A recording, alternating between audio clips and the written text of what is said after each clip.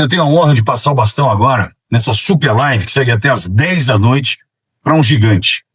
O nome dele é Silvio Navarro, que comanda essa próxima hora da super live. Silvião, querido, como é bom saber que você está por aqui. Vou para a condição de espectador agora, Silvião. Muito bem, Pitoli, e a honra é minha de pegar o bastão da sua mão, de um amigo e alguém que eu tanto admiro nessa profissão. Vamos seguir juntos aqui, Pitoli, comandando a partir de agora, portanto, o quarto painel, o quarto bloco dessa super live, que teve início às 14 horas, horário de Brasília, e vai noite adentro, como você acabou de dizer. Muita gente ainda vai passar por esta transmissão e vários pontos interessantíssimos já foram tocados desde a abertura, desde a largada desta super live. Esse painel dedicado aos desdobramentos geopolíticos do 8 de janeiro, e eu me despeço, portanto, aqui de Alexandre Pitoli para chamar a bancada que passa a integrar esta hora. Vamos juntos até às 18 horas com o coronel Gerson Gomes, que já vai chegar por aqui para dividir tela com a gente, com o delegado Alexandre Ramagem e também com a Elisa Robson, jornalista. Já vejo Ramagem aqui dividindo tela comigo. Ramagem, bem-vindo. Boa tarde para você, e acho que vai abrir mais uma janela, a Elisa também. Jornalista já está aqui com a gente e eu aposto que coronel Gerson também. Feito isso, quarteto formado, a gente vai debater a geopolítica, os desdobramentos desde 8 de janeiro de 2023, gente. Nós estamos em 8 de janeiro de 2026 e essa página, infelizmente, ainda não foi virada na nossa história. Coronel Gerson, eu inicio, portanto, aqui a nossa rodada com você e a gente vai batendo bola sobre vários assuntos que envolvem política internacional e geopolítica, que é o tema, a coluna espinhal desta hora, sobretudo pedindo que você talvez trouxesse alguns elementos para depois a gente puxar o fio, porque temos muitos aspectos para tratar, tem Venezuela, tem Capitólio, Estados Unidos, e muita coisa acontecendo. E claro, com o seu olhar de quem acompanha a geopolítica como poucos analistas deste país. Bom, Silvio, inicialmente uma alegria estar contigo, Ramagem e a Elisa Robson. São pessoas que, cada um no seu espaço, tem tratado exatamente dos desdobramentos, das repercussões do que acontece no Brasil e as conexões do momento do que nós estamos vivendo no Brasil com o nosso entorno geopolítico na América do Sul. Uma das grandes dificuldades, às vezes, da audiência e das pessoas que ficam perplexas com esse estado de coisas no Brasil é pensar que isso é algo exclusivo ou característico do momento que nós estamos vivendo de uma disputa política, quando, na verdade, a gente consegue hoje ter uma visão bastante clara que, em relação aos Estados Unidos, vários dos processos que ocorrem, eles têm uma defasagem, normalmente ali de uns 2 anos, mas têm como protagonistas muitos dos atores financeiros e políticos aqui dos Estados Unidos.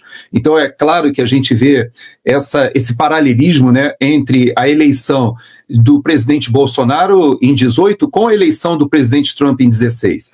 A gente vê a reação do sistema que tenta, de todas as formas, não permitir que esses dois outsiders governem, tanto aqui nos Estados Unidos, processos de impeachment sucessivos, quanto no Brasil, com toda uma reação do sistema contra o presidente Bolsonaro. Ambos os presidentes enfrentam uma parte ali de pandemia e tanto o presidente Trump quanto o presidente Bolsonaro, eles são extirpados, são ejetados da cadeira presidencial por uma reação do sistema, e ocorre o 6 de janeiro aqui nos Estados Unidos, 2 anos depois, o 8 de janeiro, que é essa data hoje que a gente não tem como analisar fora desse contexto internacional.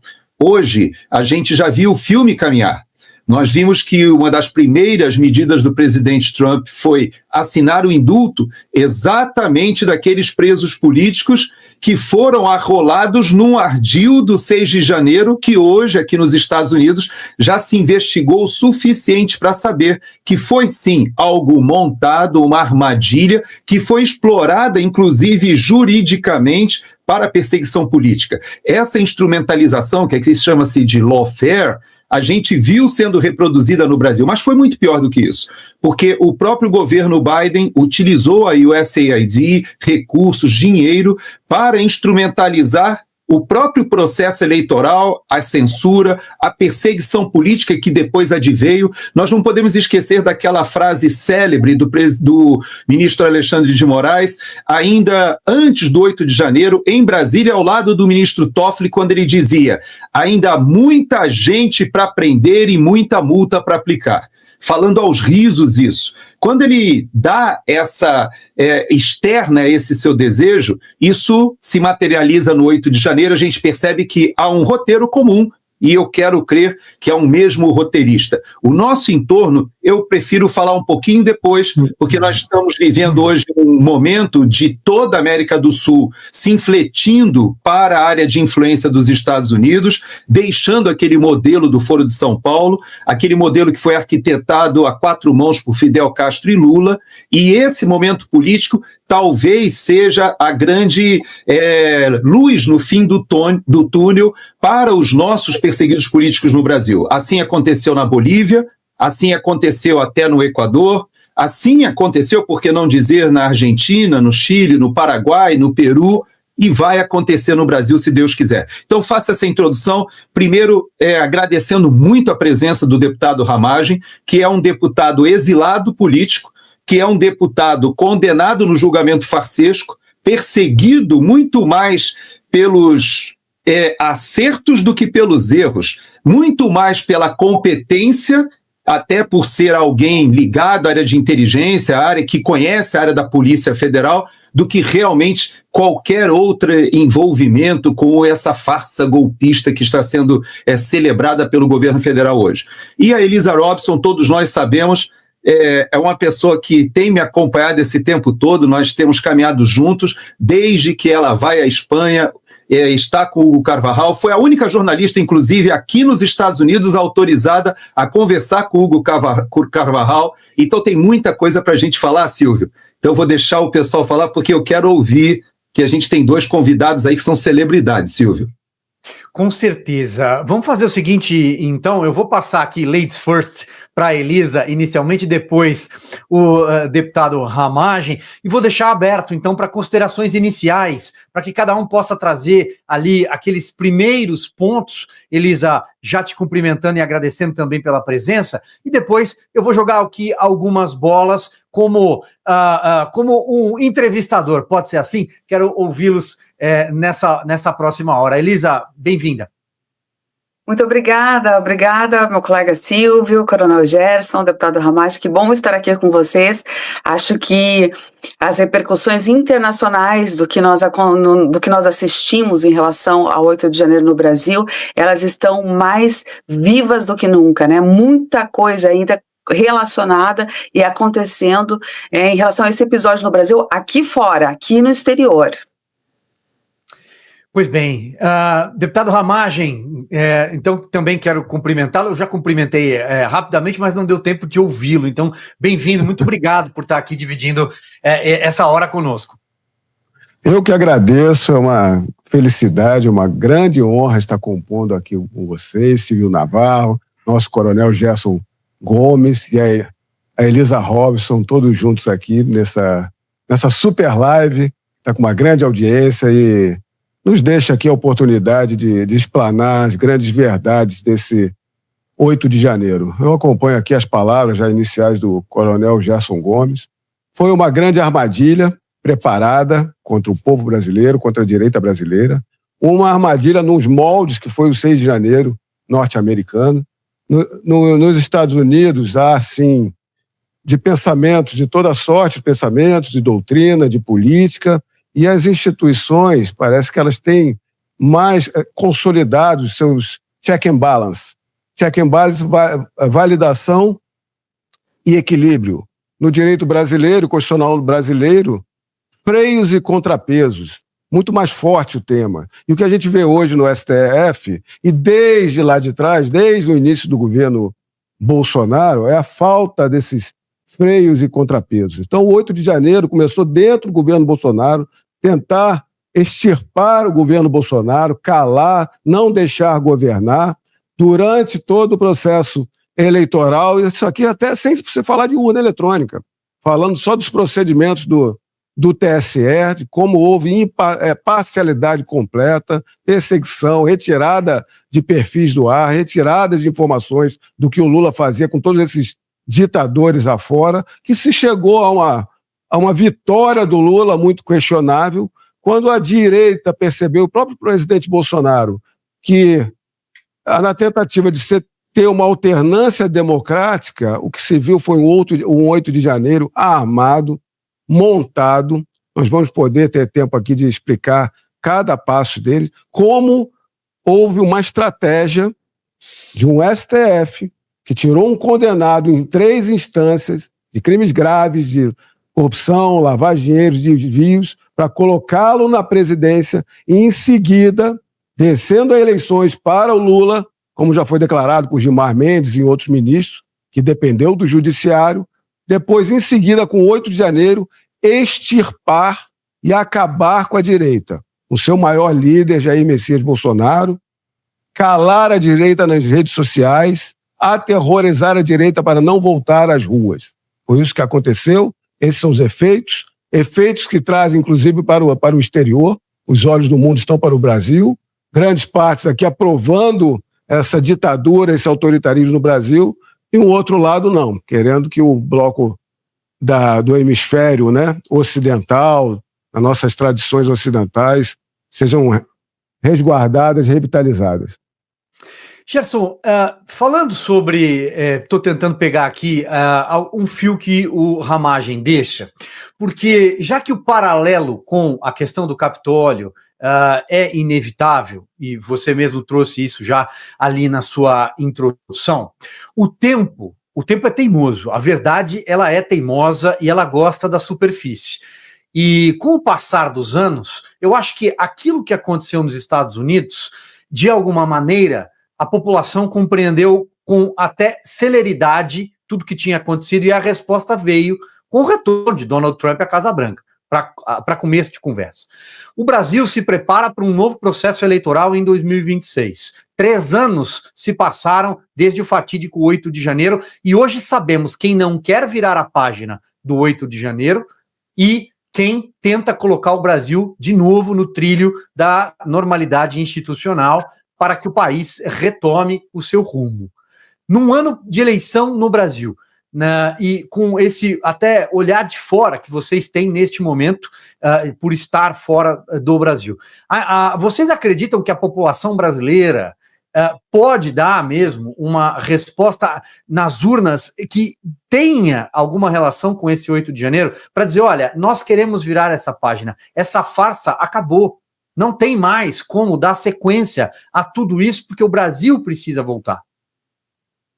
Então, alguns paralelismos a gente precisa fazer e é importante a gente se ancorar em alguns conceitos. Primeiro, é que o bipartidarismo aqui dos Estados Unidos passa a falsa impressão para o brasileiro, para a nossa audiência, de que aqui existem 2 forças antagônicas e que aqui não existiria o centrão, né? O nosso famigerado centrão. Quando a gente analisa a política aqui nos Estados Unidos, a gente percebe sim que existem 2 grandes partidos, mas o presidente Trump, para voltar ao poder, ele teve que fazer um trabalho de casa. Então, a primeira coisa que nós temos como desafio é que nós, de fato, como sociedade e como organização política, precisamos fazer esse trabalho de casa que aqui nos Estados Unidos deu muito trabalho para unificar uma maioria no próprio Partido Republicano, inclusive trazendo gente do Partido Democrata. A questão é que aqui nos Estados Unidos, o que é chamado de centrão, de maneira pejorativa no Brasil, aqui nos Estados Unidos existem os independentes e existe o que seria o centrão, mas que muitas vezes tem uma conotação positiva, não negativa. Explico.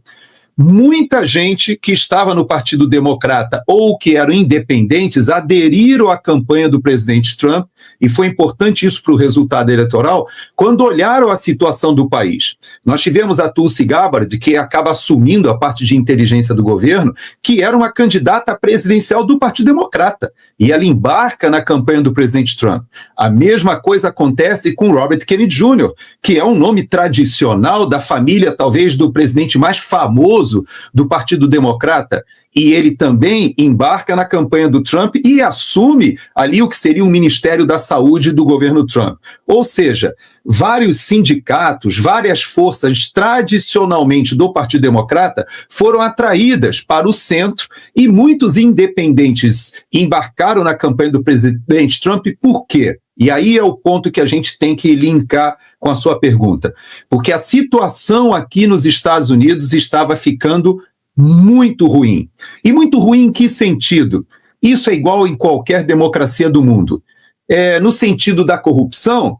Sim. No sentido da segurança pública? Sim, é verdade. Na questão das drogas, que estavam aniquilando a sociedade americana? Também é verdade. Mas nada disso seria suficiente para que o presidente Trump tivesse essa vitória avassaladora que teve se a economia estivesse funcionando muito bem. E eu faço esse paralelismo porque aquele tripé do governo Dilma, ele foi restabelecido agora. Nós temos de novo a corrupção sistêmica aí com a questão do INSS, com a questão do Banco Master e muito mais das estatais. Nós temos a questão da segurança pública. Nunca tivemos um avanço do Comando Vermelho e do Terceiro Comando Puro para fora da área do Rio de Janeiro, como nós temos agora, disputando áreas no Nordeste, no Ceará, no norte do país e até no oeste do país. O crime organizado, ele cresceu, e a faceta do PCC, que era aquele crime organizadíssimo, que não tinha aquela aparência de guerras de facções do Rio de Janeiro, hoje se miscuiu no poder político, no poder judiciário e no poder financeiro. Então, a situação hoje de insegurança pública se agravou. Mas o terceiro tripé, esse é que talvez esteja a nossa esperança de uma alternância de poder real. Porque a economia aqui nos Estados Unidos, ela se deteriorou, porque qualquer modelo desses globalistas ou socialistas, ele acaba avançando e prejudicando as relações do livre mercado. E isso no Brasil nós estamos vivendo agora, com um governo que não só detonou as contas públicas, como ele parte para o seu último ano, sabendo que é um ano de campanha, com um déficit gigantesco, um aumento de gastos, e o pior, com um contraponto bem ao sul ali na Argentina, com um modelo do Milei que mostra que ele fez exatamente o oposto para salvar a Argentina de um colapso econômico que foi causado exatamente por essa modelagem que o PT adota. Então eu digo para você, Silvio, respondendo a sua pergunta, que sim, há uma esperança para a gente no processo eleitoral, olhando para o que está acontecendo ou aconteceu aqui nos Estados Unidos, especialmente porque esse tripé, na minha avaliação, ele foi reconfigurado, ele foi armado novamente. Corrupção sistêmica, violência, ou seja, insegurança pública e a questão da economia, que vai muito mal. Eu vi o discurso do presidente Lula hoje, naquela cerimônia lamentável, né, eu posso dizer vergonhosa, aquela cerimônia, em que ele enaltece o governo como se nós estivéssemos vivendo um período muito bom. E isso não é verdade, a população sabe disso. Então nós temos esse dever de casa, Silvio. Precisamos mobilizar a população para entender que existe um contraponto, existiu um governo Bolsonaro que esteve com a equipe técnica, que conseguiu reverter durante a pandemia, fazer a tal da volta em V. Nós estávamos com a inflação menor que Estados Unidos. Quem diria? Nós crescemos o PIB ali de 2021 para 2022 no mesmo nível da China. Isso saindo do processo de pandemia, com guerra na Ucrânia. Então, você veja que havia uma modelagem que, infelizmente, a nossa população não pôde experimentar. O Chile viveu já essa alternância de poder, a sociedade já se acostumou a entender qual é a diferença entre a proposta social-democrata e uma proposta liberal conservadora. O brasileiro foi aprender isso com o governo Bolsonaro. Pela primeira vez a gente vê grande parte da população se identificando orgulhosamente como conservadora, como de direita ou como liberal na economia, como um contraponto da proposta socialista. Eu creio sim que, assim como o americano sofreu no governo Biden e desagou numa mudança, a gente está sofrendo muito no governo Lula 3 e a gente terá essa mudança. É a minha expectativa, Silvio. Eu acho que você foi muito feliz, Gerson, ao elencar, por exemplo, a questão da chaga da corrupção, né, corrupção sistêmica, a economia, sem dúvida nenhuma, o Brasil, o nosso horizonte é muito ruim para este ano de 2026, e a questão da segurança, que parece ser uma pauta que tomou todo o continente. Você falava do Chile há pouco, o Chile escolheu um novo caminho, a partir de agora com o Kast, né, abandonando o modelo socialista, o modelo de esquerda do Boric. O Chile viveu uma onda de sequestros, 860 sequestros, homicídios de 6 para cada 100 mil e uma invasão de sicários. Só para falar o que aconteceu no Chile, pequeno país aqui na nossa vizinhança. Mas aqui tem um ponto que eu queria passar para a Elisa, que é essa mudança nas placas, né, como se fossem placas ao nosso redor.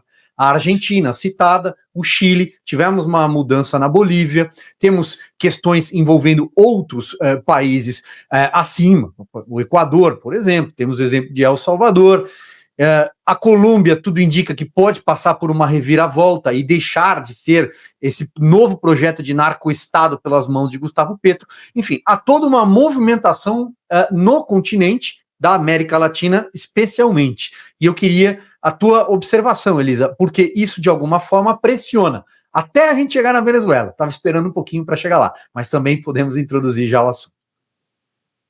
Eu acho que a gente precisa prestar muita atenção no que está acontecendo com os parceiros diretos de Lula. Deixa eu arrumar isso aqui para não refletir. Os parceiros diretos do governo da esquerda do Brasil, que tem 2 parceiros que são muito importantes e que eles estão caindo, eles estão descendo ladeira abaixo. De quem eu estou falando? O primeiro é o mais óbvio, né, que é o Nicolás Maduro, que a cabeça foi cortada e o resto do sistema está ali e os Estados Unidos estão administrando, né, essa situação toda da configuração atual da Venezuela.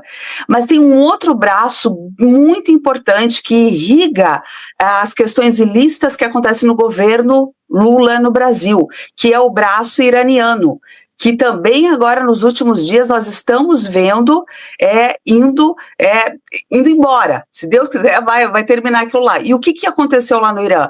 Foi ao contrário. Se na Venezuela os Estados Unidos cortaram a cabeça e o sistema agora está sendo administrado, lá no Irã os Estados Unidos cortaram o sistema. Lembra? Acho que todo mundo lembra que todos os subalternos, digamos assim, do Ayatollah Ali Khamenei foram mortos e ficou só a cabeça.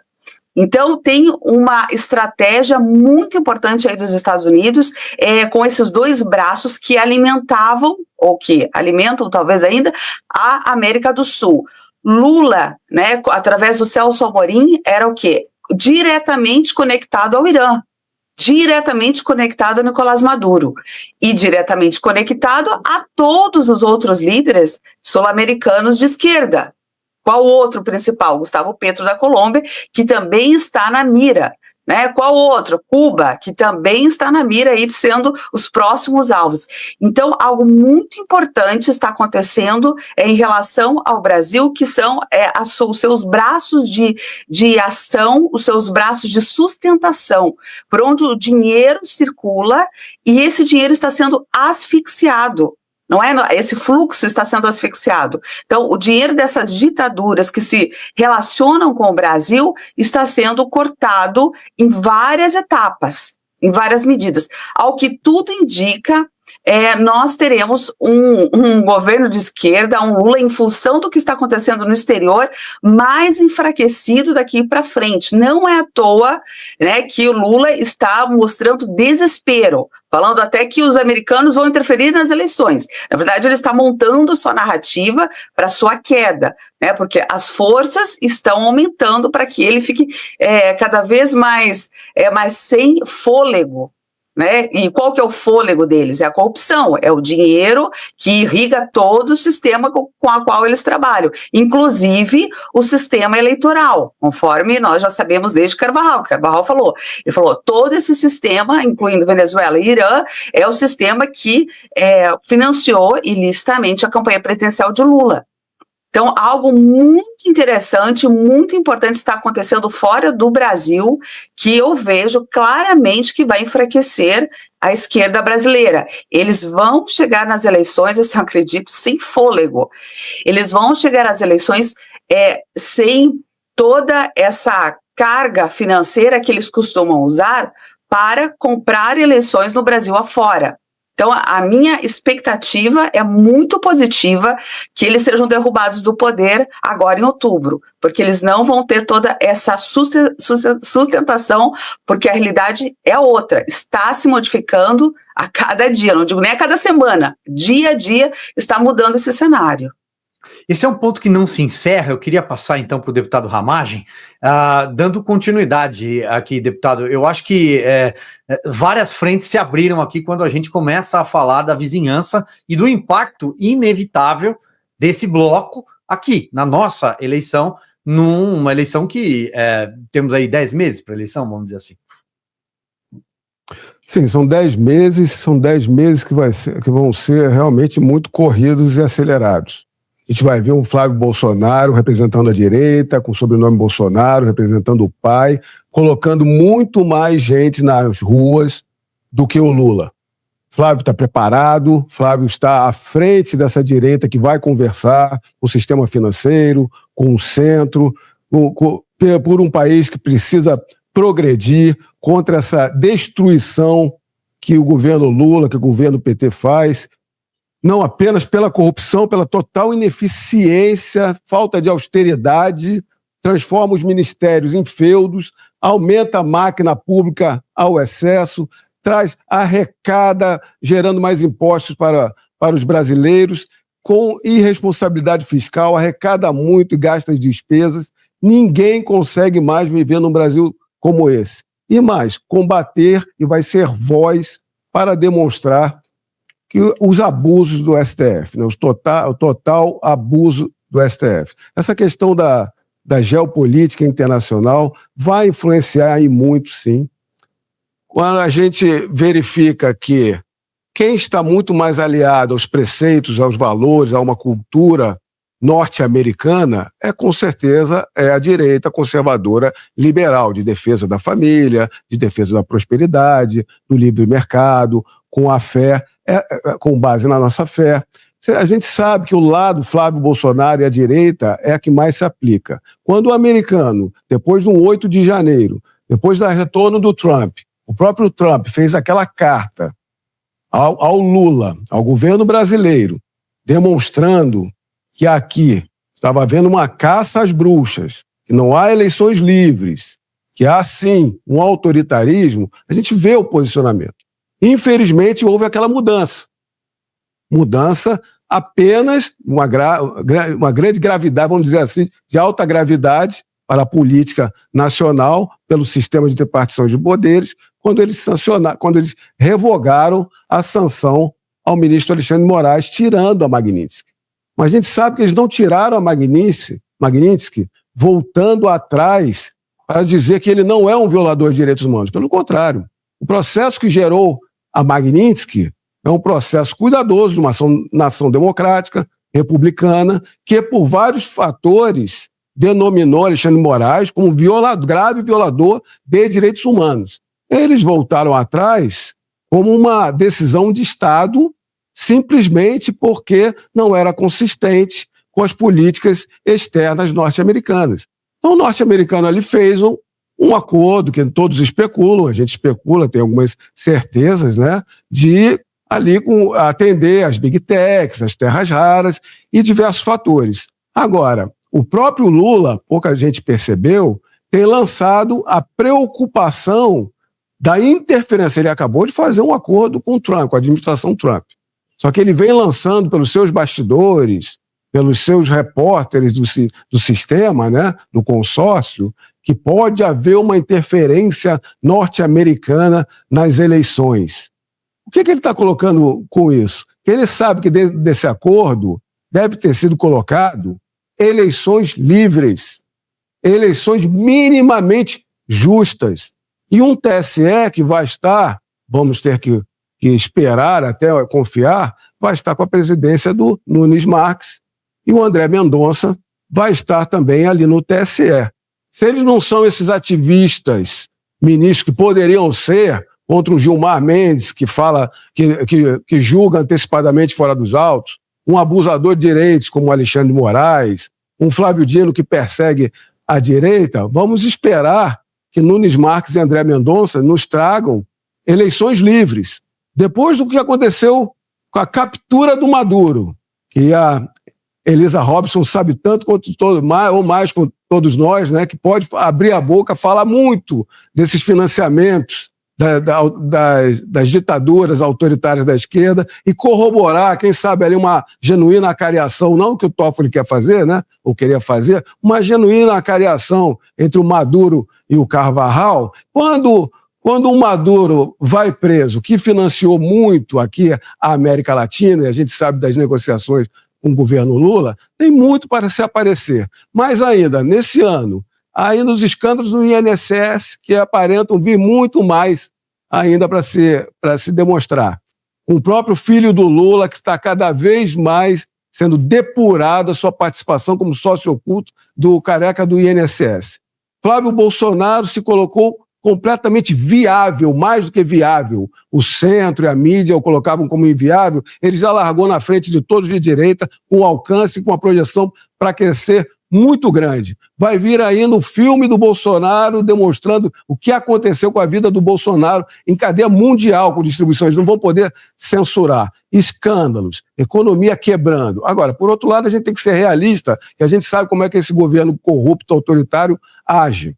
Eles estão quebrando o Brasil. Bolsonaro deixou o governo com 50 bi de lucro no azul, Lula já está com 250 bi negativos, Bolsonaro deixou as estatais dando lucro, as estatais sendo quebradas, endividamento, juros. Mesmo assim, Lula vai quebrar o país para tentar se eleger. Vai jogar dinheiro nessa mídia tradicional, vai soltar esse PAC cheio de corrupção, que não vai dar tempo de fazer uma transparência, uma avaliação. Então, as eleições vão ser dificílimas, é complicado, mas a chance aqui não é romantismo, é apenas fé, nós temos a fé juntos, mas é razoabilidade de saber que o Flávio Bolsonaro tem total chance de ganhar pelos palanques de defesa da nossa cultura ocidental, de defesa da família brasileira. Eu tenho a sensação que talvez nós estaremos diante da eleição mais importante do nosso século aqui no Brasil. Talvez esta seja a eleição mais importante justamente por essa série que o deputado Ramagem acaba de elencar, que nós estamos assistindo desde o 8 de janeiro de 2023, fatídico, né, porque ele ocorre na esteira da eleição do Lula, da forma como foi a eleição do Lula da Silva, o início do mandato, e agora, 3 anos depois, o Brasil vai mal. E as nossas instituições completamente corroídas, nossas instituições em frangalhos. Aliás, não temos nem normalidade institucional, não temos nem mais uma democracia constitucional plena no Brasil, com 3 poderes dentro do nosso sistema tripartite operando em harmonia e independência. Isso a gente já não tem há muito tempo, a começar pelo legislativo de joelhos, infelizmente, para a toga. Gerson, eu acho que ficaram aqui alguns pontos para a gente continuar, até do ponto de vista da geopolítica, que é o tema deste painel, tanto o aspecto da Venezuela, temos muito a falar também sobre tudo isso, como a Magnitsky, que o deputado Ramagem já tocou. Houve uma mudança por parte do governo americano em relação à Magnitsky Act, né, a sanção propriamente ao violador de direitos humanos Alexandre de Moraes, e o que isso representa. Eu vou jogar a bola, então, dessa forma para você, e a gente encaminha na sequência para falar, acho que da Venezuela e da delação, será? Né? Nicolás Maduro, ficou aqui esse ponto no ar. Então, vamos lá.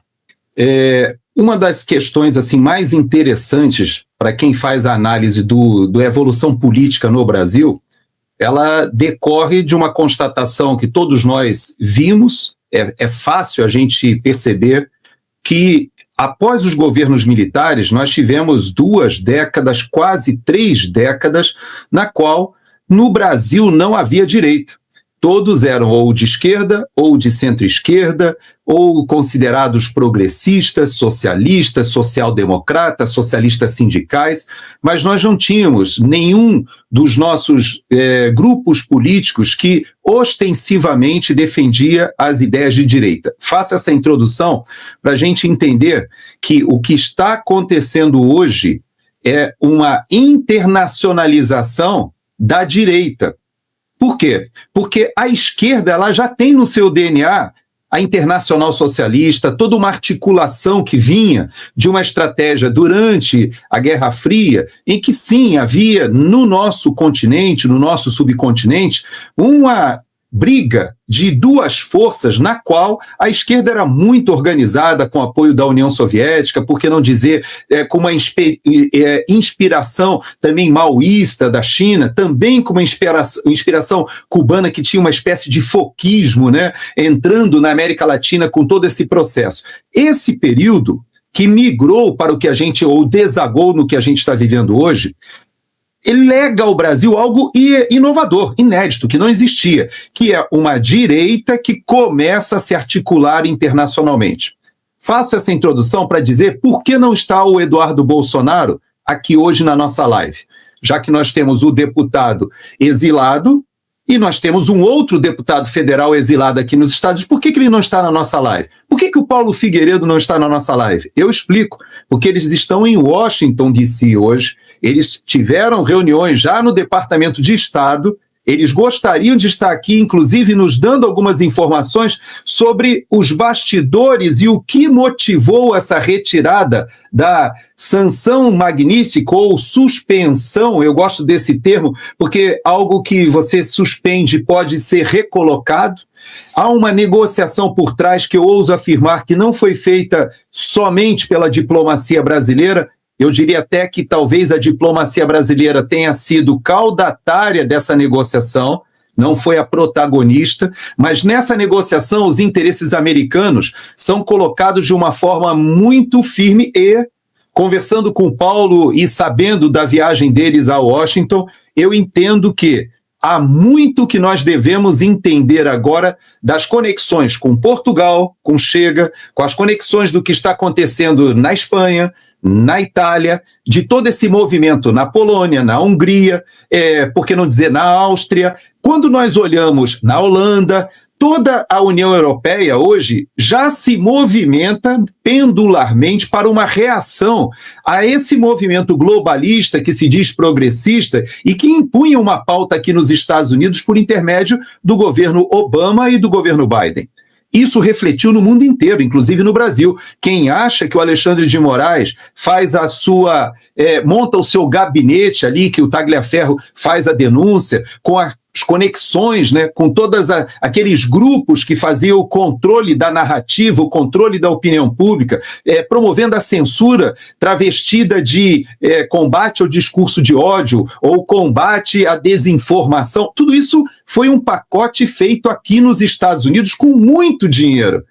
Então a gente percebe que essas conexões internacionais, nós da direita éramos extremamente ingênuos e desarticulados, mas agora a gente percebe que há aqui nos Estados Unidos um movimento que inclusive foi ao Brasil, fez alguns encontros do CPEC, que é um movimento de conservadores que já foi à Coreia do Sul, foi à Argentina, eu inclusive estive no evento na Argentina. Aqui nos Estados Unidos eles foram para a Europa e para vários locais estão vendendo a ideia de se antepor a essa onda progressista que se consubstancia ali na Agenda 2030 da ONU e em toda a pauta do Fórum Econômico Mundial que era vendido.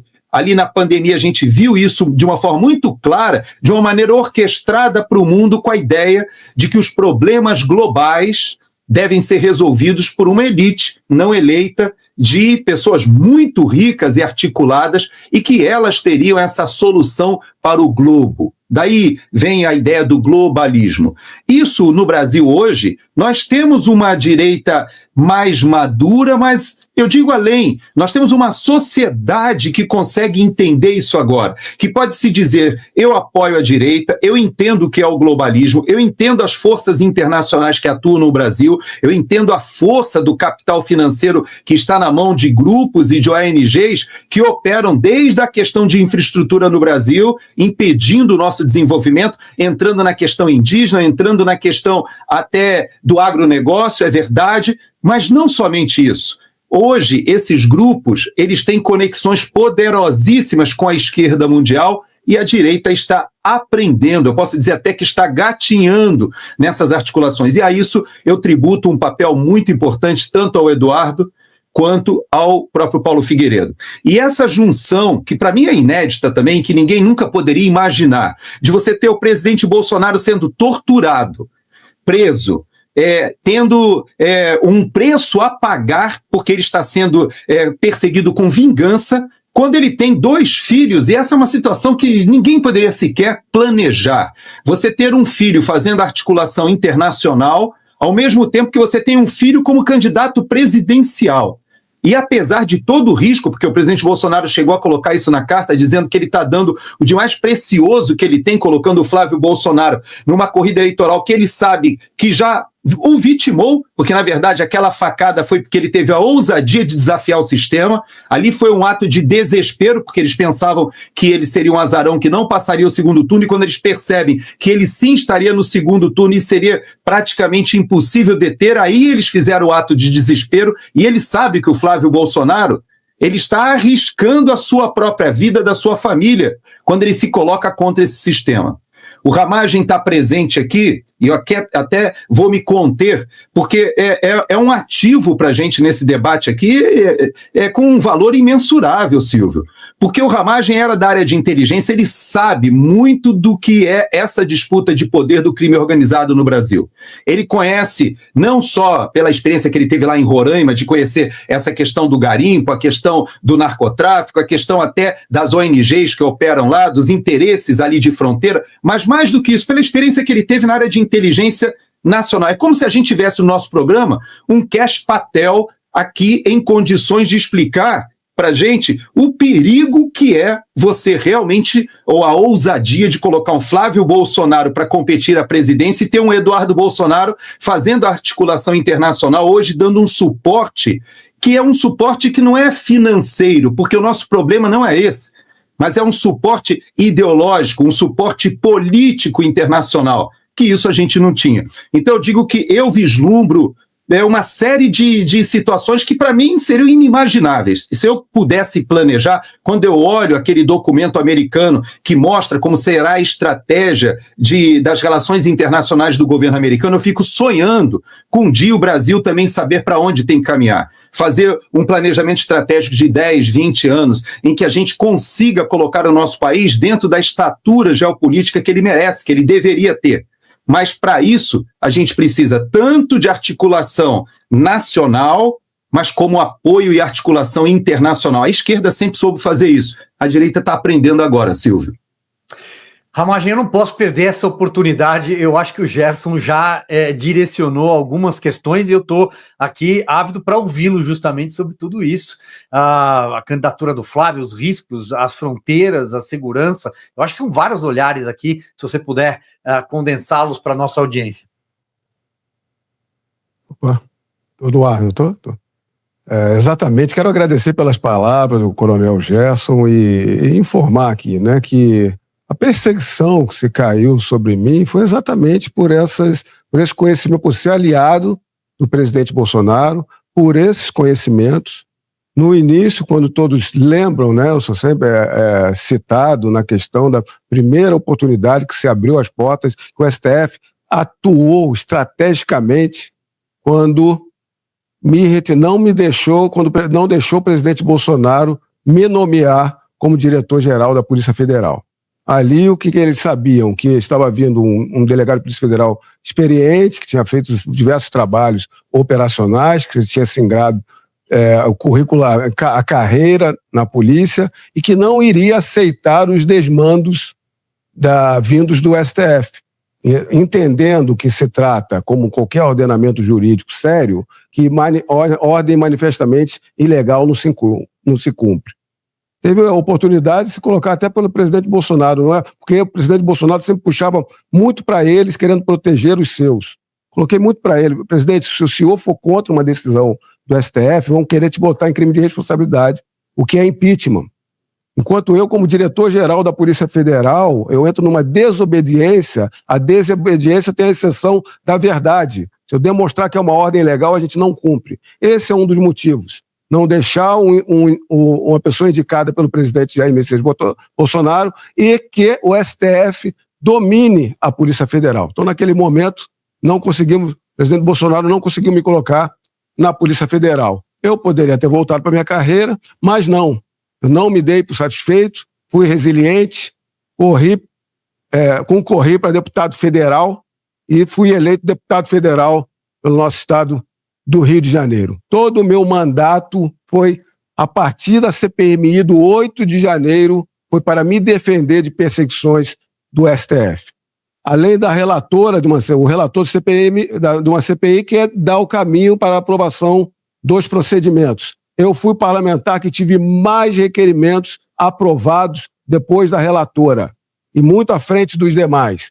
Eu que aprovei para saber de plano escudo, da defesa do GSI para defender o Lula, que ele fugiu para Araraquara, já sabendo da armadilha. Eu que pedi o comando militar, por que não botou a guarda do Planalto? Eu que pedi as câmeras no Ministério da Justiça do Flávio Dino. Eu que demonstrei que aquilo ali foi uma grande... Eu que demonstrei, não, nessa parte todos os parlamentares, mas eu levei a investigação, os demais parlamentares, mostrei que a BIM tinha feito inteligência corrente, demonstrando às autoridades públicas federais que estava se vindo um aglomerado e que, com todas essas informações, elas tinham que se preparar. O GSI não se preparou, deixou que aquilo acontecesse. O Ministério da Justiça não se preparou, deixou que aquilo acontecesse. Nós oficiamos, requerimento meu, a Força Nacional. O Flávio Dino tinha 8 pelotões ali da Força Nacional no estacionamento atrás do MJ e ainda dentro da garagem do salão, escondidos para não se colocar em atuação. Pelo artigo 13 do Código Penal, para se responder por qualquer resultado, o resultado que deu causa é a ação e a omissão. Se quiseram levar todos esses crimes, Flávio Dino e G. Dias deveriam estar respondendo por todos esses crimes. Mas foram eles que programaram toda essa armadilha, com base no 6 de janeiro, com base de acabar com a direita, como eu falei aqui com vocês. Então nós demonstramos tudo isso no 8 de janeiro, na CPI do 8 de janeiro, que se encerrou em outubro. Em novembro para dezembro, Jair Messias Bolsonaro me indicou a concorrer para a Prefeitura do Rio de Janeiro. Meu mote era cidade, inteligência, segurança pública integrada, combate, segurança pública forte. Em janeiro do ano seguinte, o ano das eleições para a Prefeitura, a Polícia Federal estava na minha casa, com essas invenções todas de ABIN, que não dizem só para me caluniar perante o público, a nós que fizemos todas as correições, e aí me colocaram no golpe de Estado, sem eu estar vinculado à administração pública federal, porque eu deixei a administração pública em março para concorrer como deputado no Rio de Janeiro. Mauro Cid, com aquelas delações completamente nulas perante a legislação, perante o ordenamento, e sem eficácia nenhuma, fez mais de 10 retificações de delações, laudas e laudas, 800 páginas, 5 volumes de delação. Ele não me cita uma única vez na delação. E por que eu estou, então, como núcleo crucial do presidente Bolsonaro para o golpe do 8 de janeiro? Apenas por ser aliado do Bolsonaro, por ser de alta confiança de segurança pública do Bolsonaro e por estar desvendando essas vinculações dessas altas autoridades do STF e do lulopetismo também com o crime organizado de alta periculosidade. Então, eu agradeço pelas palavras. Nós trabalhamos muito na Polícia Federal, trabalhei muito ali como deputado federal, mesmo sendo perseguido, aprovamos esse projeto de equiparar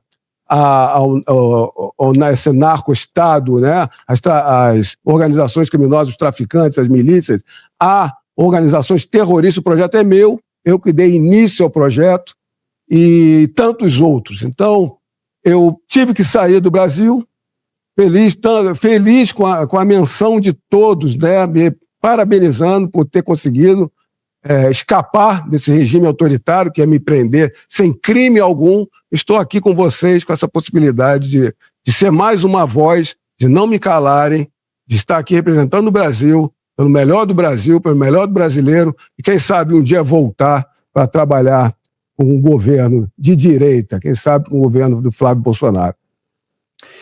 Você falou em narco-estado, em narco-terror. Esse é um tema importante e inevitável, que inclusive faz parte aqui do nosso cardápio de debate, e temos, evidentemente, a ação dos Estados Unidos em relação à Venezuela. Eu queria insistir um pouco nesse ponto com a Elisa, que tem conhecimentos, talvez, bom, em relação a mim, seguramente muito mais conhecimento nessa seara. Elisa, muito se fala sobre a possibilidade de uma delação, por exemplo, de Nicolás Maduro.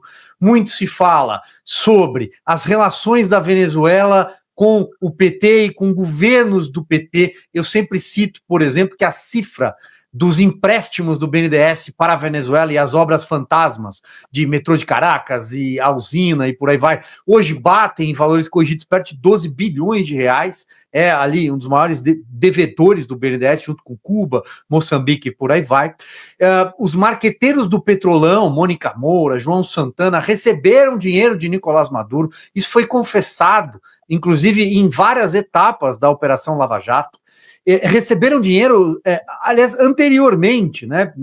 Já no embrião do chavismo já havia um duto de dinheiro para a Venezuela, e a gente sabe que esse dinheiro é Foro de São Paulo, a gente sabe que esse dinheiro é surrupiado, que esse dinheiro é dinheiro de corrupção e todos os laços. Mas eu queria passar para você, então, tem vários pininhos que você pode puxar para tentar trazer para a gente a ideia da delação do Maduro, se sim ou não, do que pode acontecer, da ação americana, da figura do Carvajal, que você tem muito mais informação do que nós. Então, eu entrego para você tentar trazer ali alguns pontos para a nossa audiência. Bom, eu estou extremamente otimista que com a delação de Maduro, né, principalmente tendo o Carvajal ali como testemunha-chave de tudo o que aconteceu, porque os Estados Unidos, veja bem, quando Trump chega ao poder, nós temos vários governos da direita na América do Sul retornando, né, estão vindo ao poder, estão assumindo, há uma reorganização importante acontecendo. E na maioria dos países até agora não houve uma medida como houve, por exemplo, na Venezuela, de capturar, né, esse ditador e pôr um ponto final na ação lá da esquerda. Então, nos outros países houve alguma pressão política muito interessante por parte dos Estados Unidos. Bom, o Brasil, né, que é o coração da América Latina, está aí à mercê de muita coisa que tanto o Carvajal quanto o Maduro têm a dizer e estão entregando aqui nos Estados Unidos para o governo norte-americano. Sem sombra de dúvida, essas informações são importantes, claro, em vários níveis, mas sobretudo na pressão política. Eu estou muito otimista que dentro de acordos ou conversas que houve entre Lula ou haverá entre Lula e o governo norte-americano, a pressão política dessas delações, tanto de Maduro quanto de Carvajal, elas sejam colocadas na mesa e façam com que Lula tome a decisão mais sábia da vida dele, que é recuar e se retirar e se colocar numa outra posição em relação às eleições de outubro de 2026 no Brasil. Então, eu acho que ele está tendo tempo para processar o que ele vai fazer, ele está assistindo o que está acontecendo em outros países, porque algumas pessoas falam, mas o Trump ligou para Trump e teve uma boa conversa com ele, veja só, né, nós tivemos até algumas medidas acontecendo. Bom, perguntaram isso para o Trump em relação a Nicolás Maduro. Mas como que vocês capturaram o Maduro se o Trump disse que há pouco tempo teve uma conversa telefônica com ele muito boa? E Trump respondeu, bom, a conversa foi muito boa, mas Maduro não levou a sério. O tempo passou e ele não levou a sério o nosso acordo, a nossa conversa, e continuou agindo da mesma forma. Então, aí eles tomaram essa decisão mais radical. Eu vejo que agora mesmo, né, o Gustavo Petro também ligou para Trump, está tendo uma conversa com ele. Então eu vejo que os Estados Unidos, eles dão um tempo de processamento para essas lideranças aí de esquerda, para que eles reflitam o que está vindo pela frente, o que pode acontecer e qual a posição que eles precisam tomar. Eu acredito muito que essa delação de Maduro, que nós vamos ter alguns meses ainda para acontecer, pode ser que ela seja, inclusive, decisiva daqui a 10 meses, né, em outubro, sejam usadas essas informações de forma contundente para ou uma decisão mais firme em relação ao Brasil, ou uma decisão para conscientizar, digamos assim, Lula sobre o que ele tem que fazer nas próximas eleições. Por quê? Porque nós temos informações tão importantes. Maduro está trazendo informações, inclusive das urnas eletrônicas. Eu acabei de assistir um ex-agente da CIA explicando como Maduro e a esposa deles comandavam a Smartmatic, como que era o processo de gestão desses dois para cima das urnas eletrônicas. Então nós temos aí pontos de muito peso que vão ser usados, sim, contra a esquerda no sentido de colocá-los à prova, né? Qual a escolha que eles vão fazer. Eu acredito que vai haver um recuo muito interessante para que o Flávio Bolsonaro venha a estar numa posição de clareza, né, em relação às próximas eleições, sem essa puxação de tapete que acontece o tempo todo. E uma coisa muito importante, que eu acho que nós que temos alguma voz aqui nas redes sociais podemos fazer, é ajudar a população brasileira a entender que o povo brasileiro não está dividido. Tá? A imprensa está falando que há uma divisão, né? Os petistas falam, não, tem uma divisão, eles até falam, não, tem os bolsonaristas e tem o resto do país. Não. Gente, aqui de fora está muito claro que o Brasil não está dividido. Tem uma minoria da esquerda e tem uma maioria da direita que quer essa mudança. Então, há uma mentira que está sendo, que eles vão tentar colocar até o final, e não é verdade. O Brasil claramente quer essa mudança. Há uma maioria que quer essa mudança, sim, no país. Então, está havendo um tempo aí de análise de toda essa situação, de processamento, mas acho que vamos chegar, eu estou muito otimista que essas duas delações, tanto de Maduro quanto de Carvajal, venham a ser a munição certa para que a esquerda se retire de campo aí até outubro. Muito bem, Gerson, a gente caminha já para daqui a pouco para a próxima hora. Eu vou devolver a palavra para você. Eu acho que a gente trouxe vários pontos aqui, muitas informações nessa hora. Então, de repente, até utilizando o seu olhar, que é sempre com a capacidade de sintética, se você pudesse elencar aqui, para quem nos acompanhou nessa hora, alguns pontos que precisam permanecer no radar daqui para frente, até o final do processo eleitoral do Brasil em si.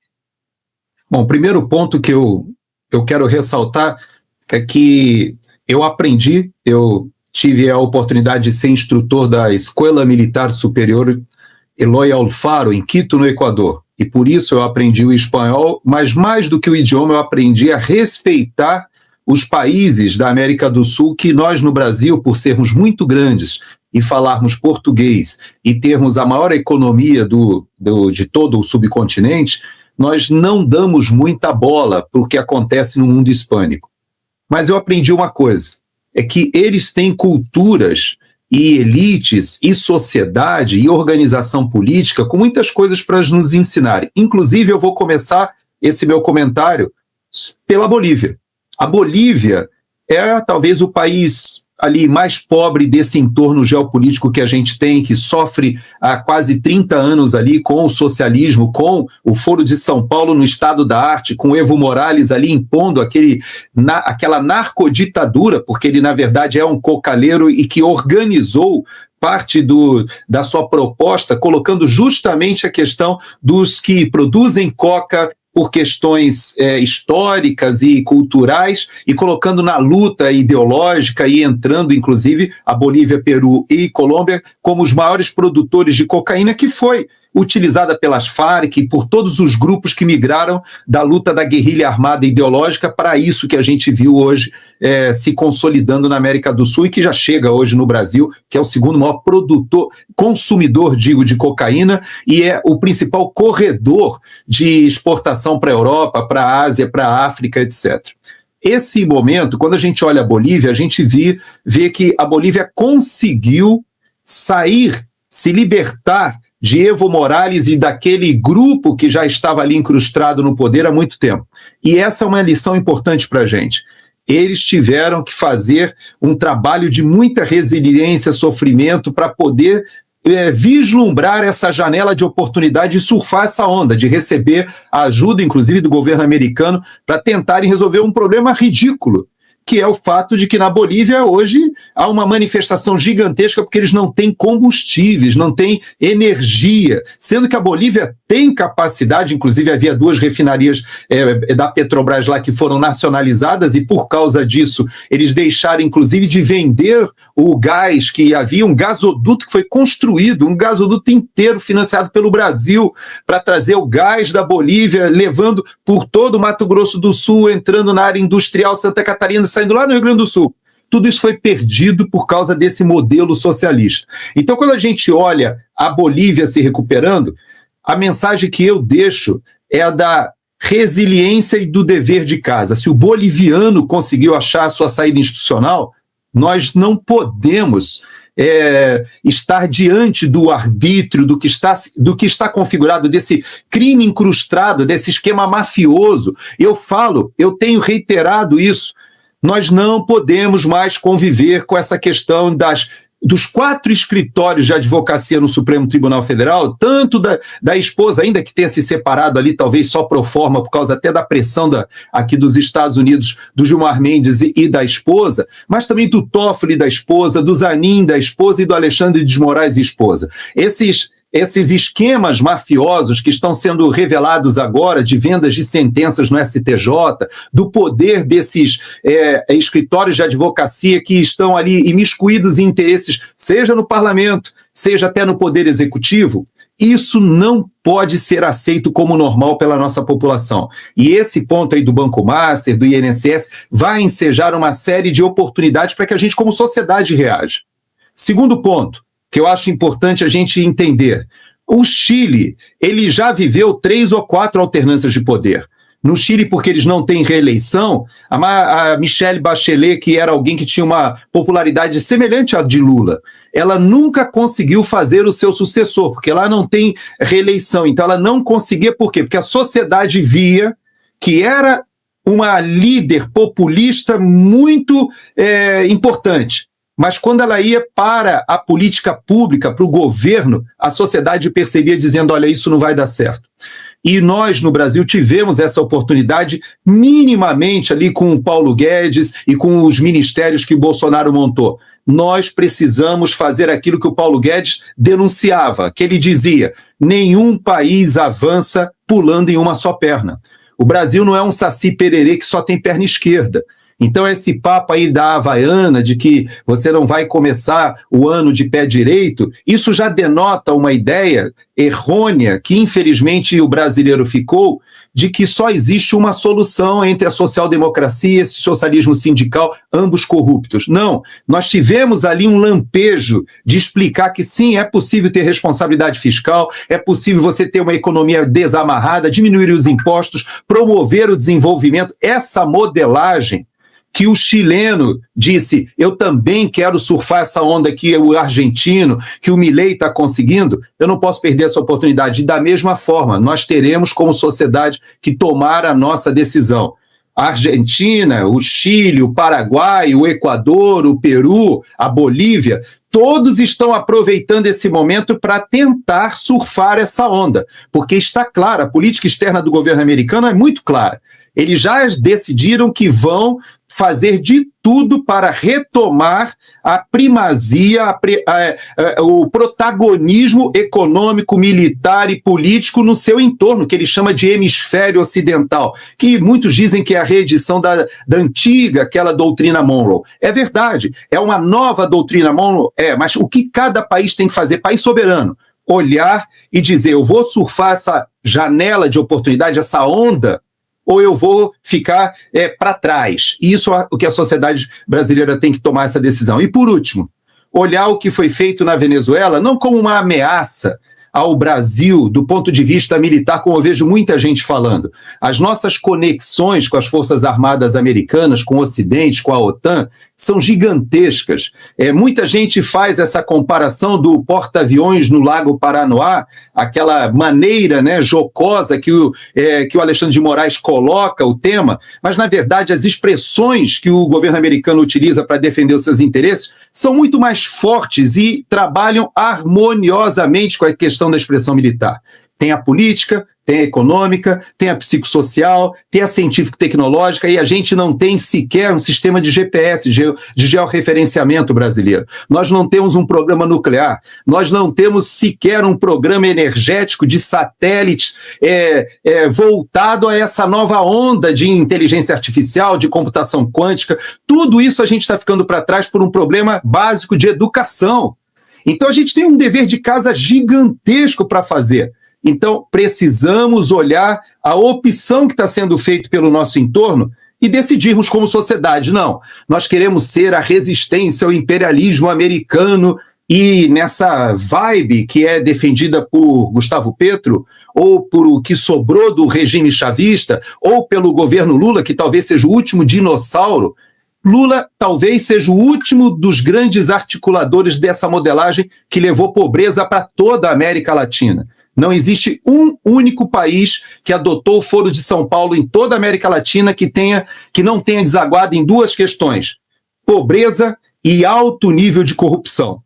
E a gente precisa desfazer isso. Então eu digo para você, Silvio, que olho essa situação que a gente vive hoje e olho inclusive a política externa do governo americano, que eu, como militar, é claro que eu olho que é uma potência estrangeira impondo seus interesses no seu entorno geopolítico. É verdade, é claro que sim. Só que nós, como nação, temos que ter as nossas opções e entender que o alinhamento com o Irã, o alinhamento com China, o alinhamento com Rússia, o alinhamento com Venezuela, com Nicarágua, com Cuba, que é o que propõe o governo Lula, na minha avaliação, é um retrocesso de sociedade gigantesco e que a gente não pode mais aceitar. Lembre que grande parte das manifestações ali na porta dos quartéis e que desaguaram no 8 de janeiro era exatamente o receio de que o Brasil caminhasse em direção à Venezuela. E parece que aqueles manifestantes patriotas estavam certos. O temor era um temor legítimo. Sem dúvida nenhuma. E, ademais, eu acrescento uma frase muito feliz que o Flávio Bolsonaro tem utilizado, uma expressão que é que o Lula é um produto vencido. E, com isso, também me despeço aqui do deputado Ramagem, gentilmente conversando com a gente. Deputado, obrigado mais uma vez. Deixar aí algumas palavras de encerramento.